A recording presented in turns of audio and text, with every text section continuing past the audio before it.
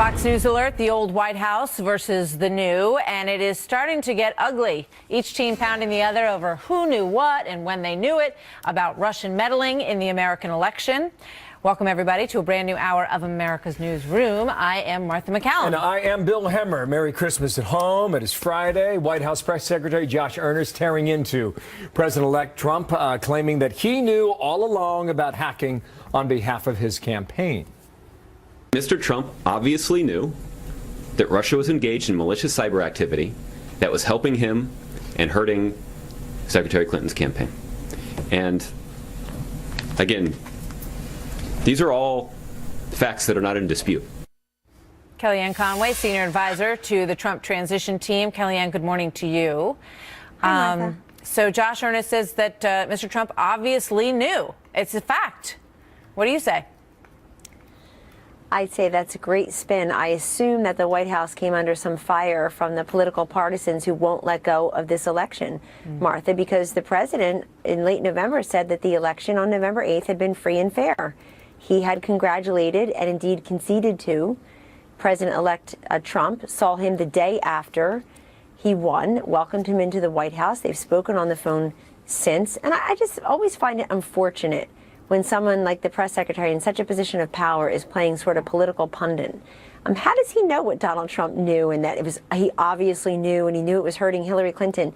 Did you have person after person from the Clinton campaign going on TV? Did you have Beyonce and Jay-Z doing a shout out to warn everybody about the Russian hacking interference on Hillary's campaign fortunes? No, you heard nothing about it, Martha. They didn't spend a penny of their $1.2 billion in any serious ad or campaign about it. Why? Because they thought they were going to win. Right. So this is more of this, more of this Monday morning quarterbacking. It's everybody's fault but Hillary Clinton's, and now it's coming from the White House. You touched on something interesting, because the word was that President Obama spoke to everybody at the White House right after the election and said, look, we're going to be as helpful as we possibly can.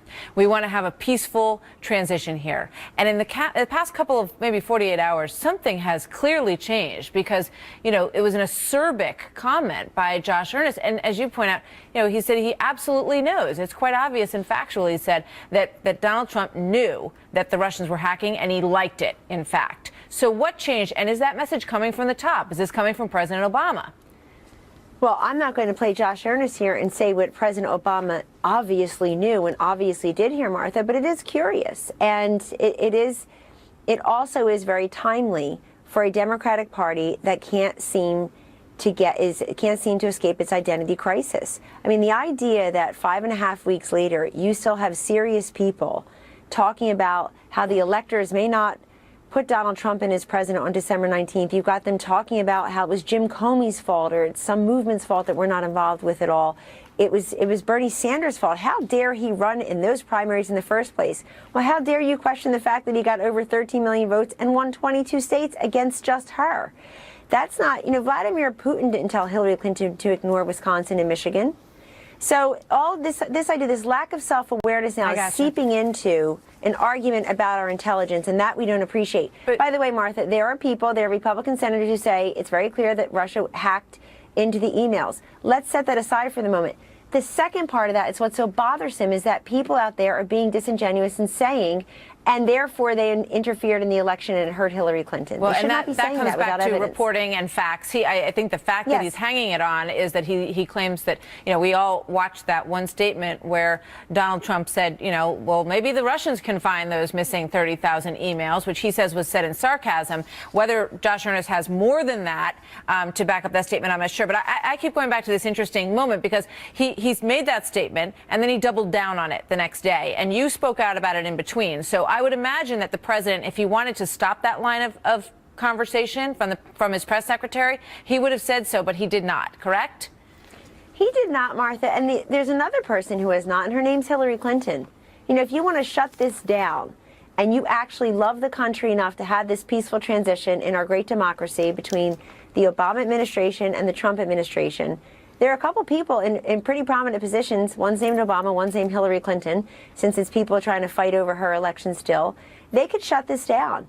I'm told by people who know them that President Bill Clinton thinks that Russian hacking interfered. She blames Jim Comey. Somebody else blames Uma. It's like, guys, what was her message? I'll make the wager right now. What was her message, particularly to the forgotten man and the forgotten woman?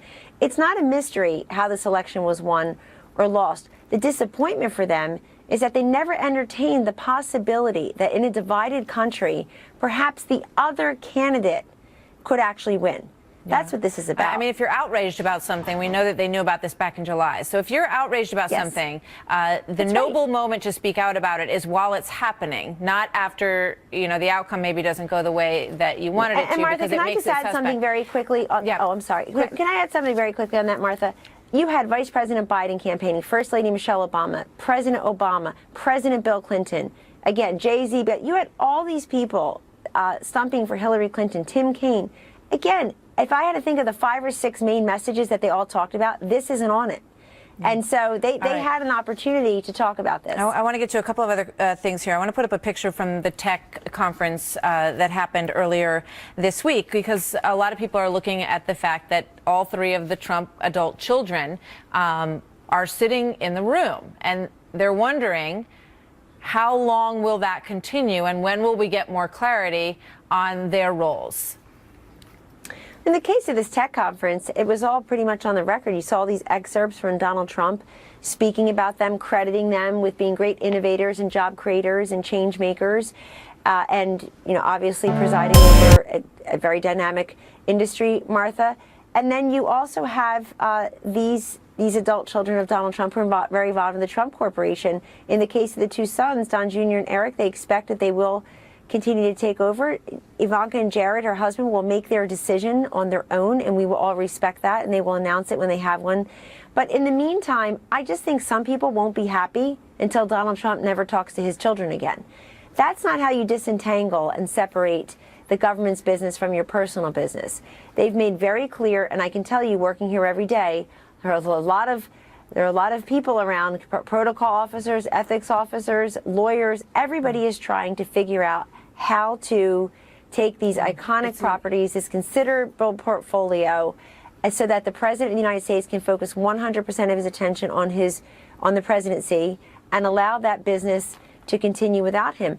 I have to say, too, people don't understand how much money, hundreds of millions of dollars in deals that were destroyed, that were in abeyance, that could never be pursued when he ran for president. And now it's even worse. So this family's making a huge sacrifice. Understood. I think those optics are going to be something that that people are going to bring up time and time again if it keeps going on like that with these meetings and after the transition. So can you give us a date when you think there'll be more clarity on the division of the responsibilities and what Ivanka and Jared's roles might be?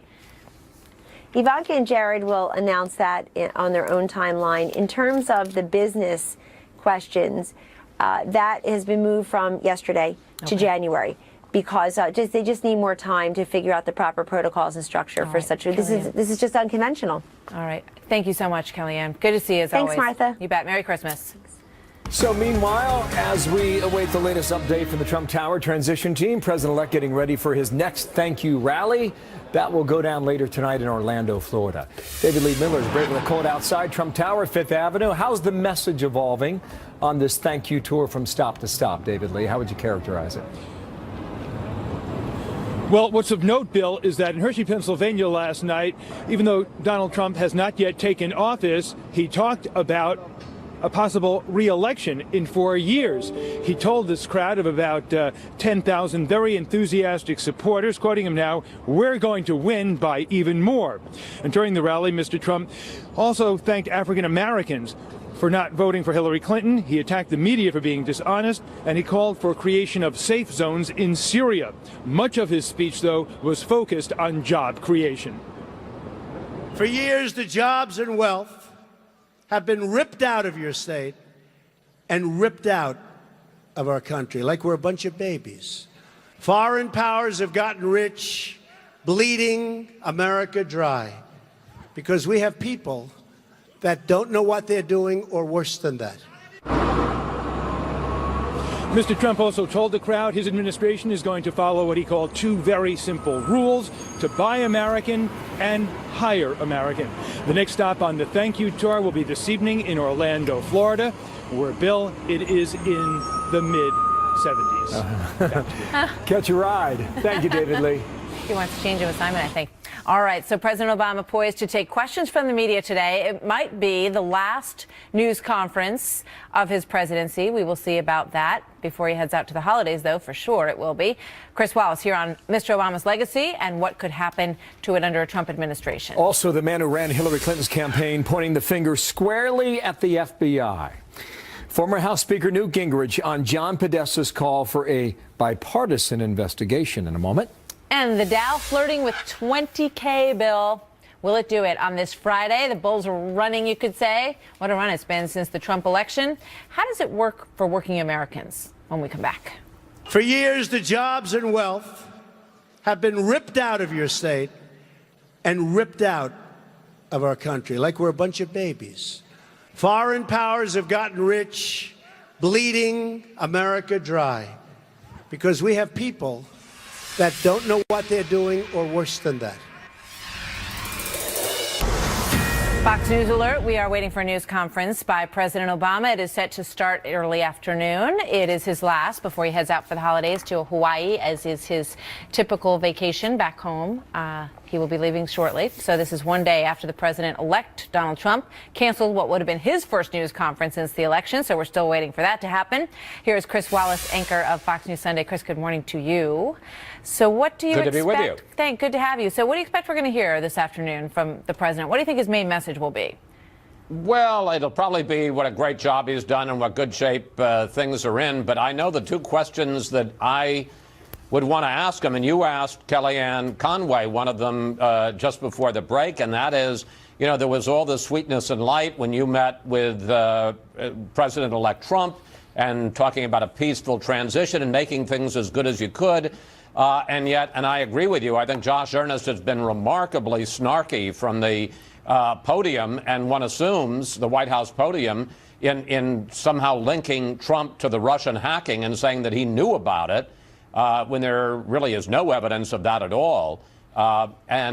So you kind of wonder, you can't imagine that Ernest is going rogue. You wonder why is President Obama allowing him to do that? Yeah. And what's the message he's trying to send? And then the other one involves Aleppo in Syria and the 400,000 people that have died there, and a lot of people saying on both sides of the aisle that this is a permanent stain, not the only issue, but a permanent stain on the Obama legacy.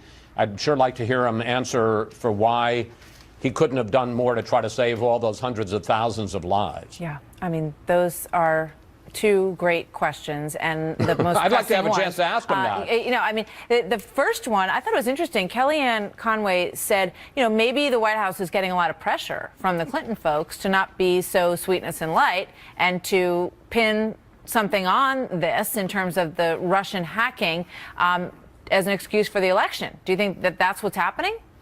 No. I mean, look, the election's over.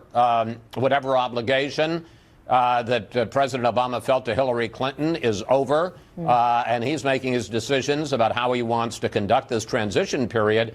And it just seems to me the comments from the podium, unless they have some evidence that they have to share with American people, it is not helpful to the peaceful transition of power the president-elect said he wanted. So I'm just curious as to why Josh Earnest is saying what he's saying. Yeah, it seems like he's trying to undercut Donald Trump's legitimacy as the president-elect. Yeah. I want to put up the approval numbers. There's some new polls on President Obama, and his approval numbers have held up quite well. He's at 53% right now. The September 14 record low was 38%, and when he took office, he was at 65%. So none of these issues seem to be weighing on his overall approval numbers, Chris. Yeah, I mean, it's more than holding up, Martha. I mean, it's actually risen dramatically because really until the last few months he was underwater. He was in the 40s. A majority of the country did not have a favorable opinion of his presidency. Now, as it ends, as you see there, 53% do have a favorable opinion.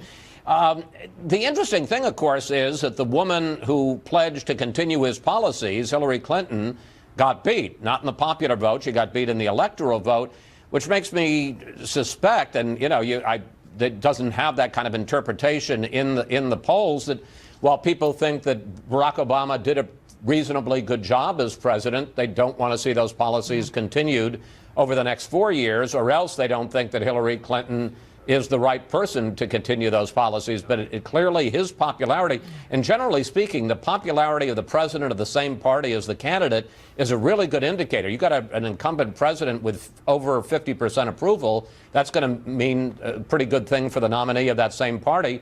Didn't carry over, didn't transfer to Hillary Clinton. Yeah, and no doubt he's going to be asked about Aleppo and what kind of reflection that is on him and his actions in foreign policy. So, Chris, thank you so much. We got to leave it there, but we'll see you this Sunday. Don't miss Chris, of course, on Fox News Sunday. He will speak with Democratic Congressman Don Beyer from Virginia, who's calling on Congress to delay the Electoral College vote amid allegations of Russian interference. Plus, Christine Pelosi and Clay Pell, two Democratic members of the Electoral College. That is Fox News Sunday. Check your local listings for time and station in your area. Shall be there. In the meantime, the Dow on pace to make history. Will it be today? It's called the Trump bump. It continues to bring in big numbers, 19,896 as we speak. What's that mean for your money? Madam Money is live in a moment on that. Plus, two police officers lucky to be alive after this. The story behind this video and their brush with death. Have you ever had a close call like this? Never. In the blink of an eye, I mean, two officers could have been killed.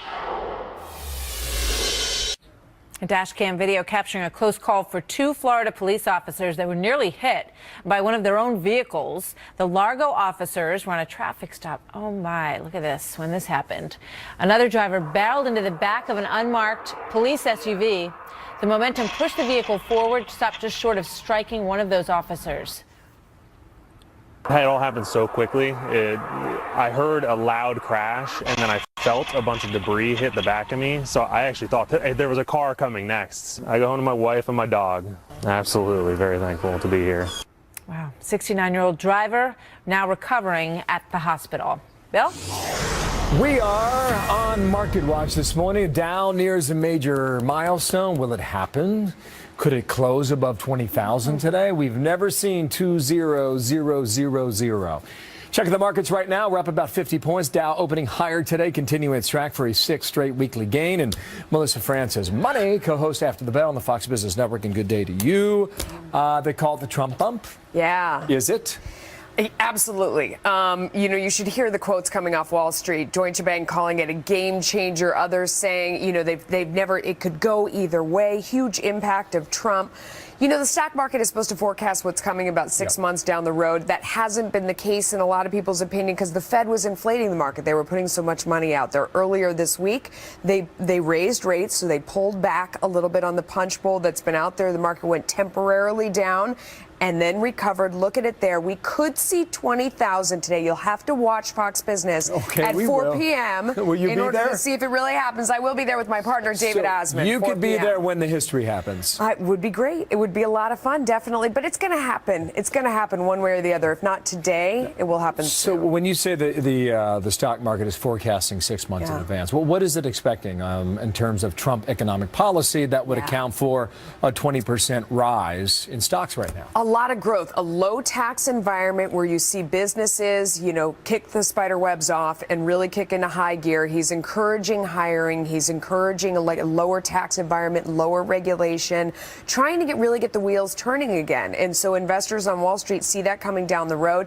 You see stocks like Caterpillar, all the big Dow stocks that are about building, that are about growth and expanding the economy, big rotation into those stocks, and they're really taking off. And, those on Wall Street, a lot of expectations built in, though. Got it. On the U.S. dollar, it is very strong. Yes. What does that mean, and what would explain that based on policy? The strong dollar, it has to do with that, bringing in those interest rates, really seeing strength come back to the U.S. economy, growth here in the U.S. being the best in a bad neighborhood. Europe's been very sluggish. Economic policy there, very sluggish. Lots of debt, not a lot of growth, lots of regulation, high tax environment. Can't really figure out how to get things churning. So people want to own the dollar. They want to be in U.S. stocks. They feel like this is the best bet around the globe. Fed bumped it 1/4 point. Yes. I think they warned that they may raise rates maybe 3 times. We'll see if it happens.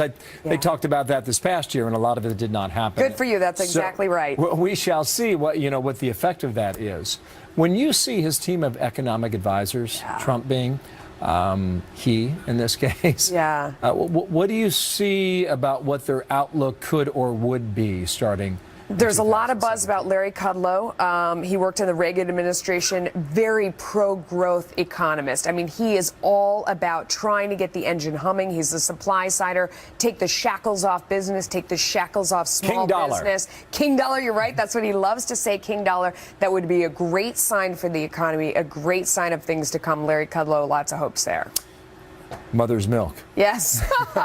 We know all of his lines. All his lines. See you later today, all right? And we will see you at 4 o'clock. Fox Business. Tune. I'll be here on News Channel at 2 p.m. Don't miss that either. Okay, 20K. I got a busy day. Here we go. Thanks, Melissa. Thank you. Martha, what's next? Thanks, Melissa. All right. So former Clinton campaign chair John Podesta says this election has exposed something, quote, deeply broken at the FBI. Former Speaker of the House Newt Gingrich reacts to that. With members of the Electoral College, will they flip their vote to go against Donald Trump? Apparently, they need 37. Is that possible? Will that happen? There's one lawyer arguing it's their constitutional right to do so. We'll get into that. But first, from last night in PA, here is the president-elect. And it's about you. It's not about me. It's about you. I am asking you to dream big and bold and daring things for your family and for your country. I am asking you to believe in yourself again, and I'm asking you to believe in America.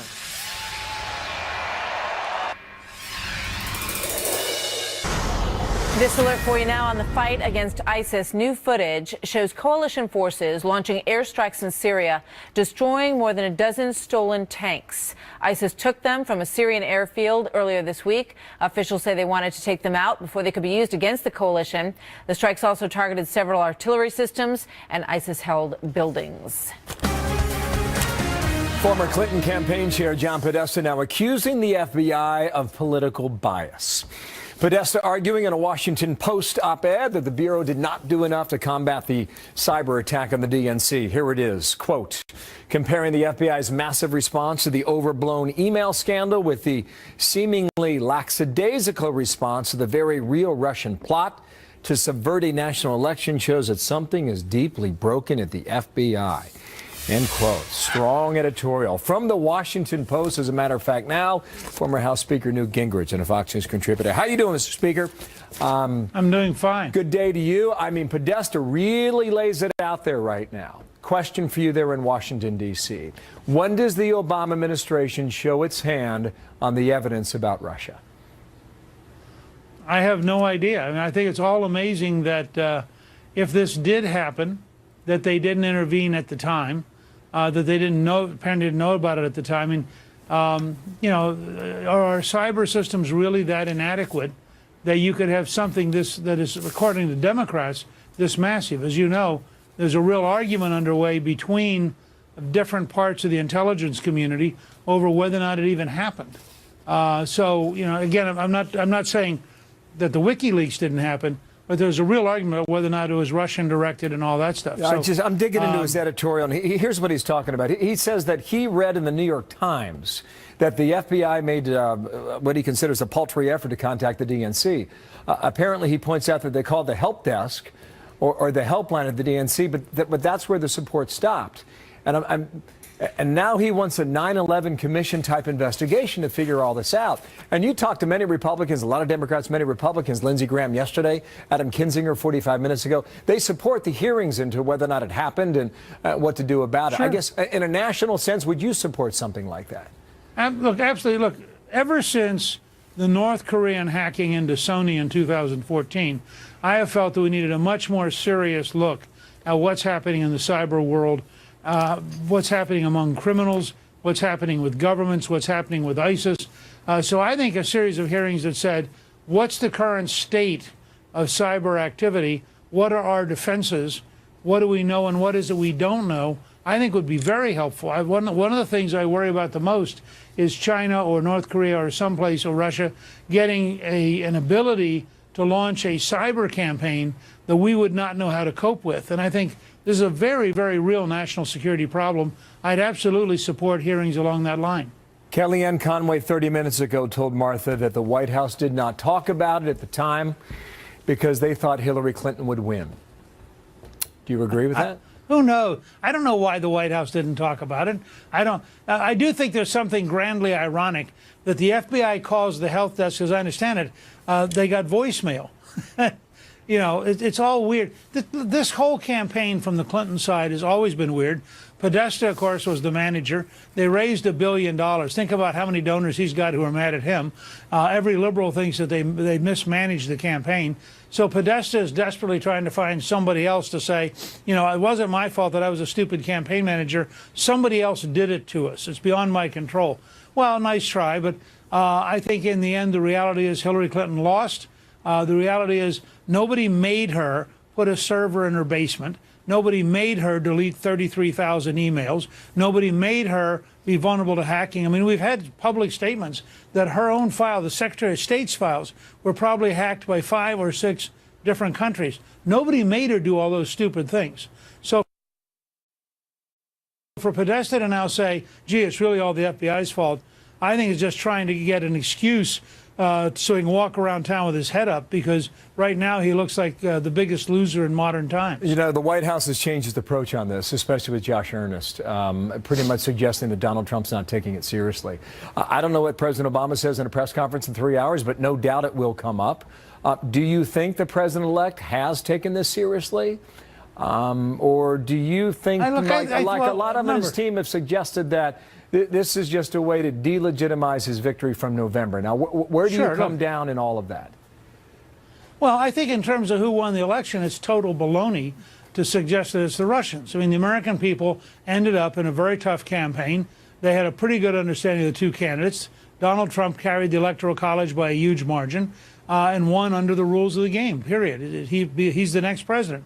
On the other hand, I think to look at different cyber capabilities. Remember, I went all the way back to the 2014 Sony hacking by North Korea. I mean, I do think that you talk to the experts about how much criminal cyber behavior there is, how much robbery there is. There are a whole series of layers here. And for Congress to do a serious investigation, not just a one-time, let's look at this election, but rather let's look at America's vulnerabilities on the cyber front, I think would be a very good thing. Okay. Trump continues his thank you tour. We saw him in Pennsylvania last night. He's in Orlando, Florida later tonight. What he said last night was safe zones in Syria. This is something that's going to get a lot of momentum over the weekend because of what's happening in Aleppo.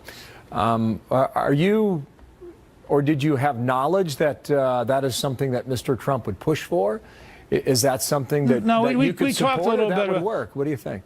Look, we talked a little bit about the horrifying scenes of soldiers shooting women and children, and I mean, it's terrible. Look, you know, it's a horrible situation. I think if you could create safe zones, that would be good. The only way you could create safe zones would be if Putin and the Iranians agreed to it and forced Assad to agree to it. So if they could pull that off, that would be a good thing, because it would reduce total casualties. But the fact is, Syria, this is a good example of the Obama administration's total failure. Syria is disintegrated, Libya has disintegrated, Yemen has disintegrated, Iraq is falling apart. Every time you turn around, the areas that they're concerned about are disasters, and they have no effective solution. So if you could get to safe zones, at least it's the right instinct to try to get civilians out of the way of the conflict. But this is a genuine civil war, and it's very hard in a genuine civil war to separate people. 4 hours from that press conference. Sir, thank you for your time. Washington Post today, we find the former Speaker, Newt Gingrich. Thank you for coming back. So U.S. officials confirming this week that a coalition strike killed 2 ISIS plotters connected to the Paris massacre. But questions remain about the progress of the war on terror. A top civilian advisor for special ops speaking exclusively with Fox News about the challenge that lies ahead. Chief Intelligence Correspondent Catherine Herridge joining us live now from Washington. Good morning, Catherine. Well, thank you, Martha. As the new administration takes shape, the top civilian advisor for special operations and low-intensity warfare said her team has already met with Mr. Trump's landing team. And one of the most pressing challenges is this so-called gray zone, where terrorist groups and nation states like Russia harness technology to unleash unconventional attacks. What is the gray zone? So the gray zone, that's kind of interesting. It's a term that's evolved in the last, I'd say, last 2 or 3 years, actually, to describe what I think folks are recognizing as the 21st century's phenomena of the blurring of the space between peace and war. You don't have to really look far to cite examples from the Russian-backed cyber militias during the election cycle to ISIS and its use of information warfare to recruit and launch attacks outside Iraq and Syria, Martha. So, Catherine, this week there was confirmation that key ISIS militants plotting against the West were taken out. So what role did the special forces play in that? Do we know? Well, based on our reporting, there's really no higher priority for this group than the targeting and the taking out of the ISIS leadership. And as the Defense Department explained earlier this week, just in the last week, we conducted a strike. Our special operating forces conducted a strike in Raqqa that killed 3 plotters. 2 of those plotters had direct links to the November 2015 attacks in Paris. These were coordinated attacks, as you recall, on a stadium, also the concert hall, and the restaurants that killed scores of people. Whalen told Fox that beyond these attacks, ISIS is using Iraq and Syria as a laboratory to explore WMD. ISIS has explored the chemical, biological tools. I mean, nothing's off the table with them. So I don't think that, from our perspective, we can't sit back and say, oh, it's over there. So we don't have to worry about it. And, you know, we're safe because we're over here. So this so-called gray zone is really an area where international borders mean nothing and offer no protection to the United States. And this is really what the battlefield looks like in the future. And groups like non-state actors, so terrorist groups or criminal syndicates, as we've seen with the cyber hacking, really are able to level the playing field for themselves with the United States and other world powers, Martha. And that's what's changed the dynamic. Yeah. There's a lot on the plate, to be sure. Catherine, thank you very much. You're welcome. So Facebook has a new approach to what's considered fake news. How's that going to work? And is it Facebook's business to determine what's real and what's fake? Either way, it's a new world. We'll get into it in a moment. Tell you what we're finding. You're real, today. right? Real is I'm the real. deal. Yeah. All right. So plus looking at our founding fathers for permission to buck the electoral vote and keeping Donald Trump out of the White House. Are people misreading the intentions of folks like Alexander Hamilton? Founding father Alexander Hamilton was among the creators of the Electoral College method of selecting the president. Now there's an effort to use his logic to influence Monday's vote, which is when they seal the deal on all of this. A lawyer, not a liar, but a lawyer advising Republican electors of their right to oppose Donald Trump. He beat Hillary Clinton by 74 electoral votes in the Electoral College, but never Trumpers say that our founding fathers intended the system as a check on unqualified candidates and that Mr. Trump, in their opinion, meets that threshold. Bill McGurn writes the Main Street column for the Wall Street Journal. Bill, good to have you here this morning. Good to be here. We showed yesterday the outcry by some celebrities begging people to do the right thing and turn their vote against Donald Trump. Is this what the founding fathers would have wanted? Well, do we think all those celebrities really went back to Federalist number 68 and were reading that, or Federalist 65? Maybe President Bartlett did, but I don't know about the other ones. Yeah, I'm not sure. Look, I think this has a lot more to do with Hamilton the musical than Hamilton one of the authors of the Federalist Papers. Look, there's a case you can make for these guys acting independently, but the reality is that the electors are creatures of the party system, which Hamilton did prefer when he was in office, and they're unlikely to buck their party. They're part of the party, and even if they didn't reach a consensus, it would go to Congress, and it's unlikely that a Republican Congress would reject a Republican candidate. So the question is, what is the end game here? Does anyone really believe that the Electoral College is going to reject Donald Trump for Hillary Clinton? Number one. If that's not the goal, it's quite interesting. The Democrats complain about the Russians, but from what the CIA is saying, the Russians intended to disrupt our electoral system, and they seem to be playing along. So now you say they're doing the same thing. They're doing the same thing. It seems to be designed to discredit Donald Trump before he gets into office. And, you know, for a party whose candidate made such a big deal about Donald Trump not recognizing results and being a gracious loser, I mean, it's hard to call this gracious. Yeah, it is. So, as I was saying to you, the question that I get asked the most outside of the office these days is, could that ever happen? I mean, could they get enough people? Technically, do you think it could happen? I think in theory it could happen. There's ways they could vote. In reality, again, because they're so tied, these are mostly party loyalists in their states. It's so tied to our party systems.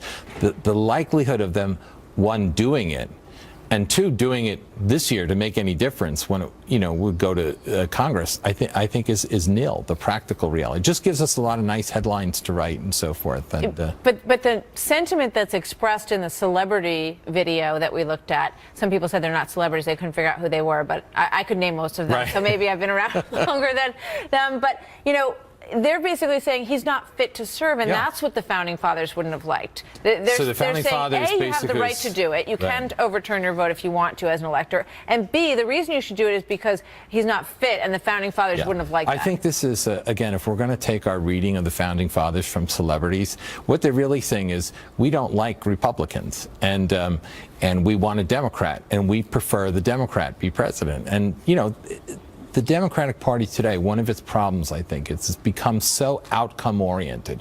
In the Senate, Harry Reid changed long-standing rules to get what he wants. Now they're worried Donald Trump's going to have that power. And I think they need to step back and take a look at process and have some respect for process, because right now it's going to come back to bite them with President Trump. Also, Mitt Romney lost, and conservatives spent a lot of time pointing the finger at him. They said he wasn't a tough enough candidate, and he should have been tougher on President Obama, and sort of soul-searching inwardly. They were saying, we did terrible with Hispanics, terribly with African-American voters. So, maybe Democrats should take a lesson from that. Yeah, look, I think it's natural for a party when you've just got a thumping at the polls, especially if you won the popular vote, right? It's natural, and when they thought they were going to win, clearly, for people to put off a day of reckoning and so forth. I think the problem the party has is not just, self-analysts looking at what they did and what went wrong. I think the problem they have is the way the party's been losing seats in the states and in Congress. The people left are kind of the people that got it into the fix in the first place with their position. So the question is, where are you going to get the person that says, here's an agenda, as Bill Clinton did after the Reagan years and the first Bush win, to restore a Democratic Party people thought had, kind of lost the presidency. Shook it up. But it was a very different electorate then. Yeah. And there was a different Democratic Party. There were still Sam Nuns and people like that he could work with. Great stuff. Bill McGurn, as always, good to see you. Have a nice weekend. Martha. Merry Christmas. All right, now guess who's meeting with Mr. Trump today? This is a good one. Stay tuned. Also, is Facebook getting in the fact-checking business? How the social media giant is trying to crack down on fake news. Whoa.